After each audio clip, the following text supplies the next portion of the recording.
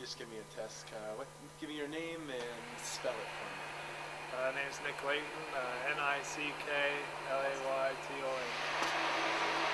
All right.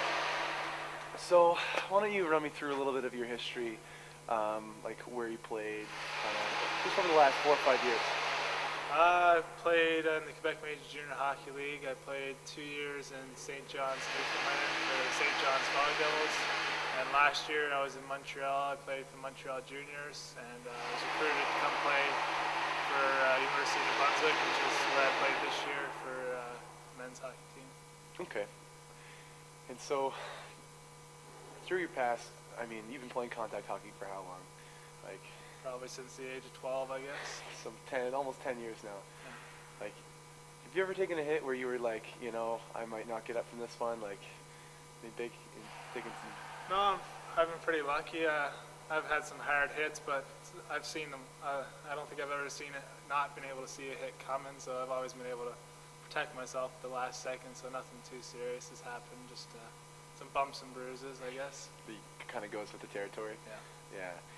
Yeah. That's one of the scariest things about the contact sport, I think, and you know, especially you watch the NHL and junior this past couple months especially.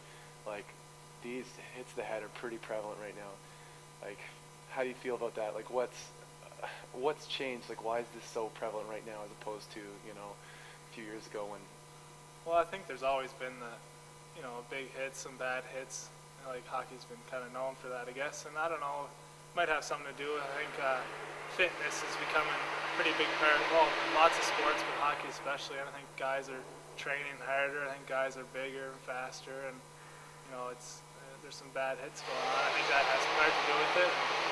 I don't know, I remember the olden days, you don't get half the camera angles that you get now, and games, there's probably like 5 or 6 cameras going, you get it from every different angle, so I think that makes it look worse, but I don't know, it's hard to say. And like, speaking of the olden days, like, you know, 20 years ago, these hits were still happening, but they kind of stayed on the ice. Like, you threw a dirty hit, then, you know, the big goon you had on your team, he was going to throw one, and like, you know, players kind of police themselves. And I find now that commissioners kind of find themselves stepping in and kind of doling out big suspensions instead of before, where it was like, you know, like, it stayed on the ice and that was it. Like, how do you feel about that? Well, I think it's kind of I think it's in part their own fault. I mean, they brought in some other rules not related to hits, but, well, to fighting, I guess. They've tried to cut down on the fighting, but I think in part that kind of policed the bad hits and whatnot, because if guys knew if they were going to catch a guy with their head down, a dirty hit or something, that someone would come in and, you know, fight them or whatever, let them know they were there. But now with some of the fighting rules and instigator rules, guys kind of shy away from that, so I think that opens it up for some bigger hits, I think. Because the guys kind of go, like, they feel like there's no repercussions kind of deal? Well, yeah, with the instigator rule, like, if you start a fight, you get penalized an extra, so the other team would go on a power play, so guys are less apt to start a fight because they don't want to cost their team power play or goal against or whatnot. Okay. Well, that's fair. I didn't know that. And so, how do you feel about stuff like, I mean, with the Bertuzzi thing and like the Brashear and McSorley incident, you know, way back, like that went even further beyond the commissioner's office, like to hit law enforcement. Like, do you think it should stay on the ice, or do you think that if it's serious enough, like, I mean, you get the police involved, that kind of stuff? I don't know. I haven't really thought about it, I guess, but I don't know.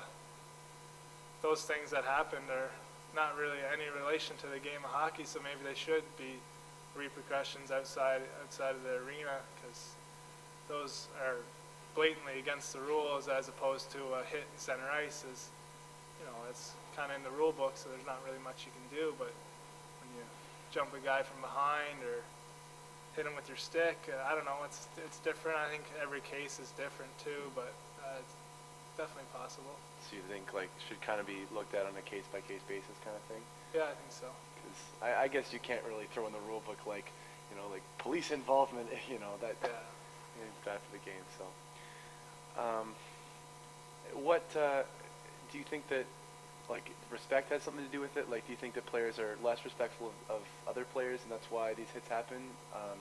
I mean, you mentioned the lack of policing on the ice because of the fighting rules and everything, but just like from your perspective, like I know you probably had tough guys on your team playing in junior, and that was their style of play. Like, yeah, well, I don't think it's really a respect factor. I mean, respect's always been there. I think it's just it's so competitive hockey. There's so many different leagues and places you can go with it, and I think guys are just trying to get to the next level. And teams like the intensity, and they like big hits, but I think they're just trying to prove themselves to try and go to the next level. And sometimes they maybe take it a little too far, but I guess that's just they're just into the game and they don't really notice because there's lots of respect in hockey. So I don't think it's the respect.